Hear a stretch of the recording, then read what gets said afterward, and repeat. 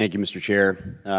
Secretary Austin, I want to first start out by saying I'm relieved to hear that the diagnosis in your health is improved, and we hope that it continues to do the same. So that's really good to hear.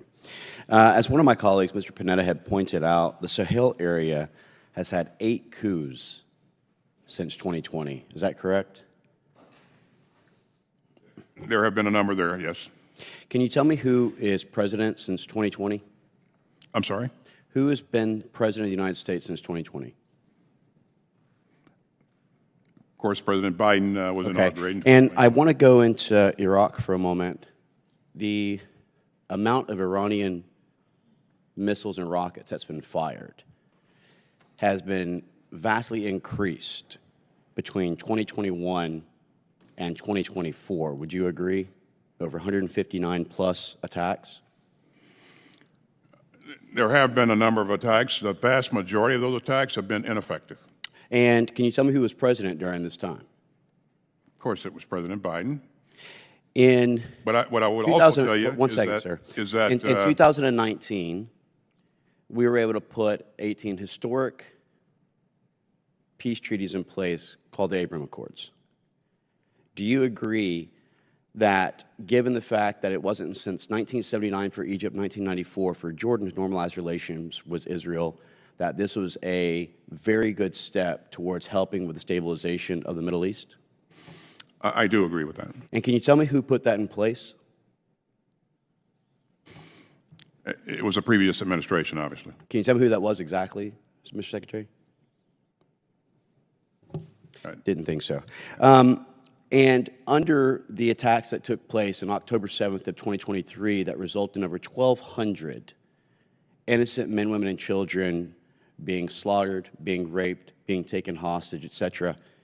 Can you tell me who was president at that time? Of course, it's President Biden. In 2016 and 2020, we recognized that 12% of global trade goes through the Red Sea. And in an effort to try and ensure the safety and security of trade and commerce, which would allow us to keep our goods down, there was a designation as a terrorist organization of the Houthis. Can you tell me who put that designation in place, sir? It was the previous administration. And can you tell me who removed that designation, sir? Of course, it was removed by this administration. And can you tell me whether or not, just a simple yes or no, that we've seen an increase in disruption and attacks in the Red Sea under this administration? We have seen increased violence. Thank you so much, sir. And can you also tell me who was in office in 2014 when Russians came across in Donetsk and also in Lugansk in Ukraine?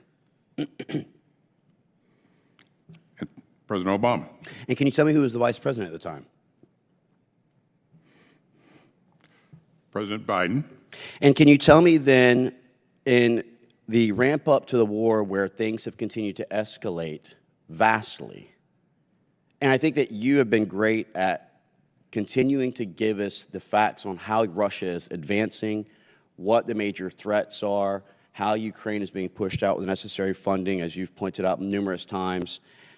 Can you tell me at what point you saw the war ramping up from Russia and their attacks? This is prior to the attack or No. recently? Can you tell me when you saw the greatest advancement in what year exactly? 6 months ago. Okay. And who was the president at the time? If we had the ability to My point in trying to understand this, Mr. Secretary, is that we have pointed out numerous times, as my previous colleague said, that we are not safer now under this administration than we were previously, which is a contrary statement to what you've said, as I've just outlined. And not to mention the fact that your predecessors, let's just say in the Democrat administration, Secretary Robert Gates, he also made a comment that said, I think he has been wrong on nearly every major foreign policy and national security issue over the past 4 decades. Can you tell me who he was referencing in that comment? I believe Secretary Gates was referring Can you just please tell me who he was referencing? President Biden. President Biden. But so what we've established here is that we are not safer under earlier President Biden than we were under President Trump. What we are establishing is that the Abraham Accords was put in place under President Trump to help, and that the things that are occurring in Ukraine, in the Sahel, in Israel, in Afghanistan with the Bosch withdrawal would not have happened under President Trump. Gentleman's It has time's all happened expired. under Chair now President Biden. recognizes the gentlelady from